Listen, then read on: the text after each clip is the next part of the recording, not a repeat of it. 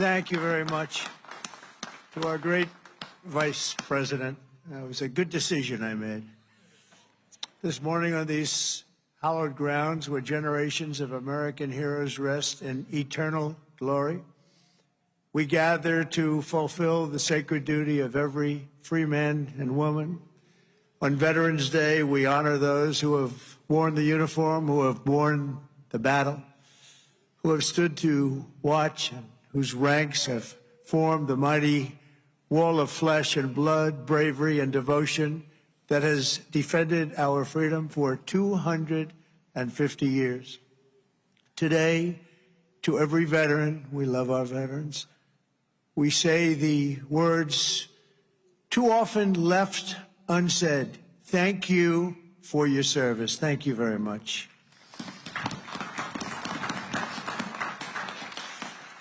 And we want to also say thank you for carrying America's fate on your strong, very broad and proud shoulders.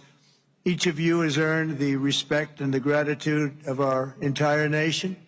We love you, we salute you, and we will never forget what you have done to keep America safe, sovereign, and free. Thank you very much.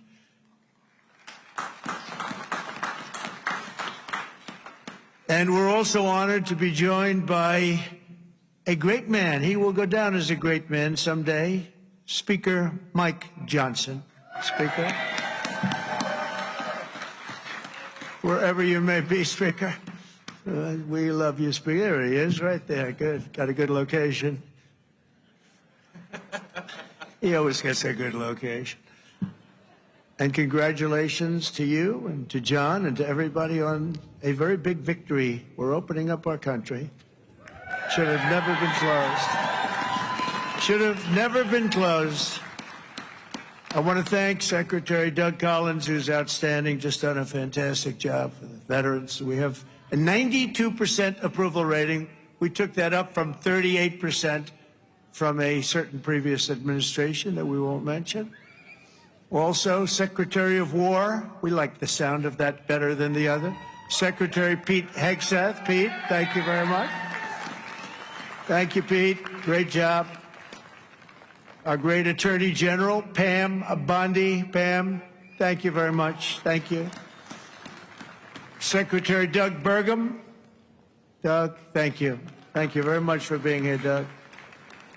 The #1 energy person anywhere in the world, acknowledged. I was amazed that he took the job, and he did it without hesitation. What he gave up, what Doug gave up, what all of them gave up, nobody would ever know, but Secretary Chris Wright, #1 anywhere in the world, acknowledged. And drill, baby, drill, Chris, right? Drill, baby, drill. The energy prices are way down, and they're going further. Secretary Linda McMahon, education, moving education back to the states, Linda, right? Getting it back to the states where it belongs. Secretary Laurie Chavez DeReamer, thank you, Laurie, very much. Director Russ Vogt. Director, thank you. What a good job he's doing. Cutting, but fairly cutting. Director Tulsi Gabbard. Thank you, Director. Ambassador Jamieson Greer, what a job he's done. We've taken in trillions of dollars in tariffs, and we want to keep it that way. It's been good for our country, I can tell you, including national security. General Dan Kane. General, thank you. He's a real general. And congratulations on wiping out the nuclear capability of Iran in about a matter of seconds once they got there. They traveled a total of 37 hours, but once they got there, they were very quick.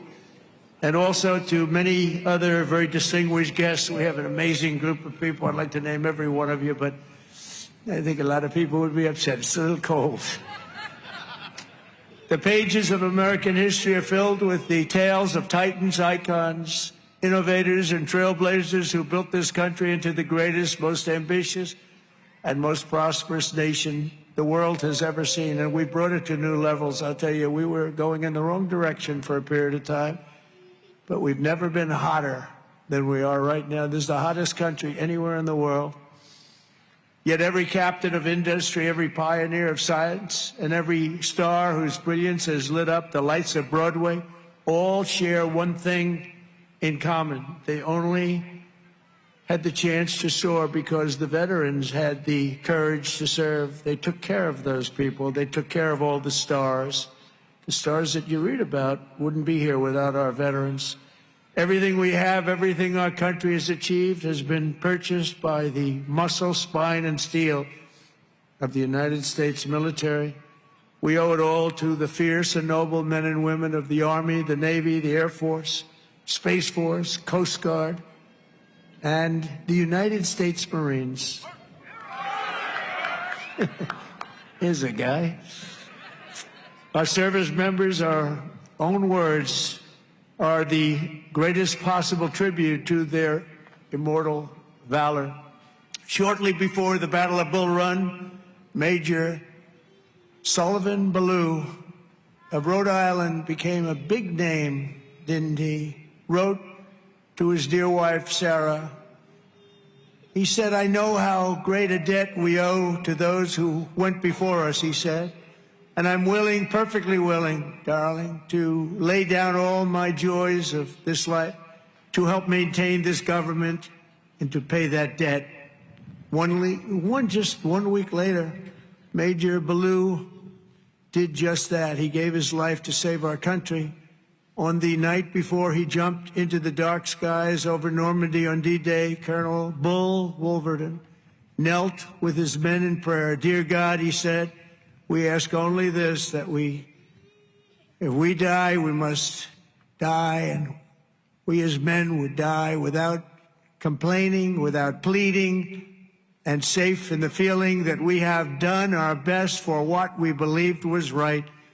We must do what is right." Colonel Wolverton, too, died for us so bravely in battle. Today we remember with overwhelming gratitude the more than 1 million American service members who have made the supreme sacrifice and laid down their lives for the good old USA. Generation after generation, America's warriors have left behind the comforts of home and family to face violence, evil, and death, so that our families could know joy, goodness, and peace. We honor them so strongly. Our heroes have lived through unthinkable nightmares so we could live the American dream, and the American dream is coming back again, stronger than ever before, and you'll see that as the next few years evolve. They have volunteered to give their last breaths to all of us so that we could breathe free. And today we know without any doubt in our hearts that after 2.5 centuries, America stands tall because America's veterans stood so strong. And soon our country will be stronger than ever before. The American veteran has forged a legacy of gallantry and daring without parallel in human history. In September 2009, Army Captain William Swenson was driving through the Afghan mountains when his convoy was ambushed by over 60 Taliban insurgents. He and his comrades were pinned down for hours without artillery or air support. A fellow soldier was shot in the chest, and Captain Swenson crossed an open field to aid his brother in arms. People said, "Don't do it, Captain, don't do it." He did it. When the terrorists closed in around them and demanded their surrender, Captain Swenson threw a grenade at the enemy and rallied his men to break their advance. He then carried the wounded soldiers hundreds of yards to a rescue helicopter before charging back 3 times, back and forth, into the fire to save the wounded and bring them home. Even after 7 hours of fighting, he refused to leave any man behind. Retired Lieutenant Colonel William Swenson is here with us in Arlington, and for his actions that day, he proudly wears the Congressional Medal of Honor. Colonel Swenson, thank you very much. Thank you very much, please. Thank you. Thank you very much.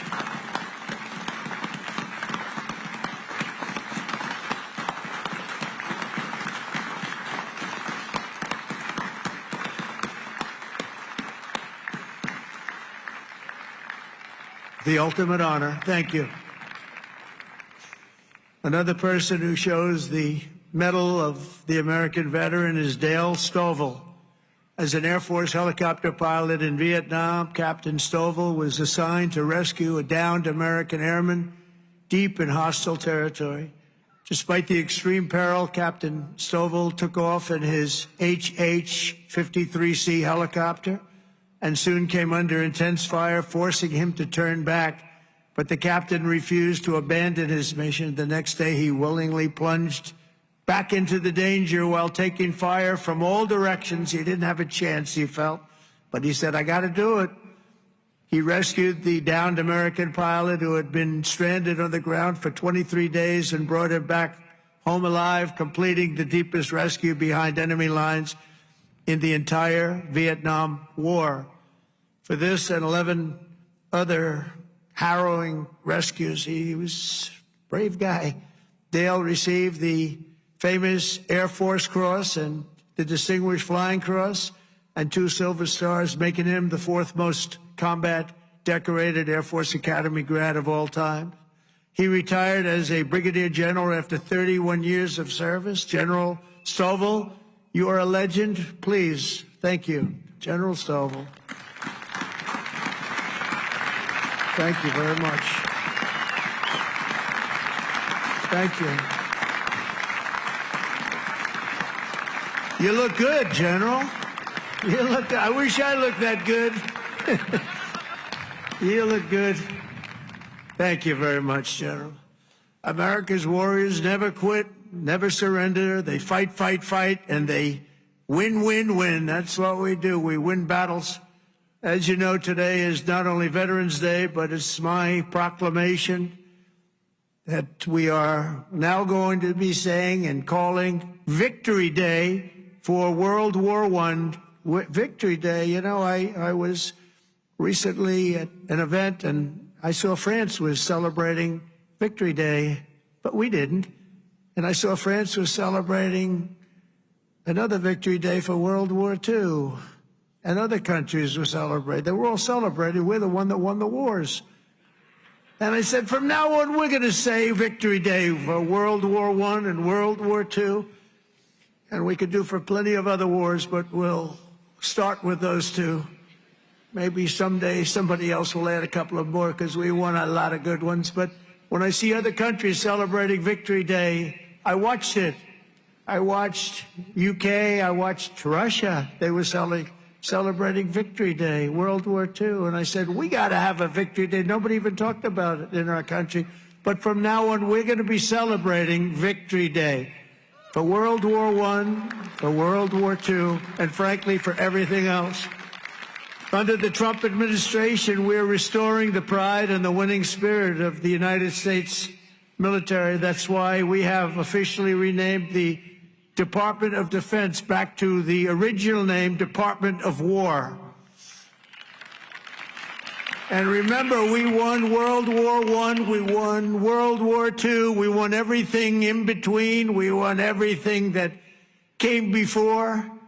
And then we brilliantly decided to change the name of this great thing that we all created together. And we became politically correct. We don't like being politically correct. So we're not going to be politically correct anymore. From now on, when we fight a war, we only fight for one reason, to win. We fight to win. And under my leadership, we're also fighting for the great veterans who have always been there for us, and especially when we needed them and needed them most. In 9 months, the Trump administration has cut the backlog of VA benefit claims in half. That's a big achievement, and Doug is going to get it down to 0. During the Biden administration, the backlog exploded like we had never seen before, and I'm going to eliminate 100% of that backlog. We're moving at that pace, and already we've processed more than 3 million backlog claims, the most of any year in the history of the VA. We've added more than 1 million extra service hours across the VA centers, and we've opened 20 new facilities in 13 states, something that people said just not possible to do. We also have brought back VA choice and VA accountability, taken away by the Biden administration, so that when you have to wait online, you go out and you get yourself a doctor. We pay for the doctor if you have to wait. And the other thing is we fired thousands of people who didn't take care of our great veterans. They were sadists, they were sick people, they were thieves, they were everything you want to name, and we got rid of over 9,000 of them. And then when Biden came in, he hired them back, many of them, but we got rid of them. And I think we got rid of them permanently. We replaced them with people who love our veterans, not people who are sick people. We're also confronting the challenge of veterans' homelessness, and earlier this year I signed an order establishing the National Center for Warrior Independence to house up to 6,000 veterans in need, and we will not stop until we have ended the tragedy of homeless veterans once and for all. I'd see in New York where people that came into our country illegally, would be put up in hotels, and veterans would be sitting on the sidewalk outside of that hotel where these other people are put in. And many of the people that came in were put in from prisons. They were murderers. They were drug dealers. They were people that we didn't want in our country. They were staying in hotels, luxury hotels, and our veterans were sitting on the sidewalks watching them go in. I said, that's never going to happen under this administration. I also signed the VA Home Loan Program Reform Act, because no veteran should be kicked out of their home for what they call a late payment. It's not happening. And I'm pleased to report that since January, the veterans' unemployment rate has fallen by more than 26%. That's amazing. Work hard on that. And I also want to give a very special thanks to all of the veteran service organizations that work so hard. They're all represented here today. But they work so hard on behalf of our great veterans, and one of the heroes who reminds us of why we fight for those who served in uniform is Army Major and West Point grad Jonathan Turnbull. In 2019, Jonathan was conducting an operation in Syria when a suicide bomber approached and detonated his vest, leaving Jonathan gravely wounded, so badly wounded, they thought he had no chance. The injuries were so severe, the doctors gave him, everybody, they just looked, they all cried. They knew him, they loved him, and they were just crying. They said, no chance.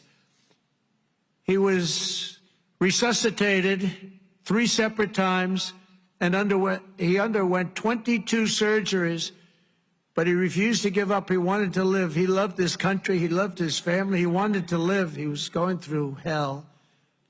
I visited Jonathan at Walter Reed in 2020, remember it so well. And today I'm delighted to say that Jonathan is not only alive, he is here with us, back on his feet and living a great life alongside his beautiful wife, Samantha, and their 3 incredible children. Jonathan, Samantha, please.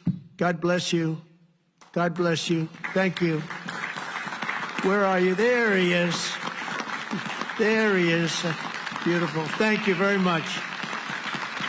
Thank you. You're a tough guy.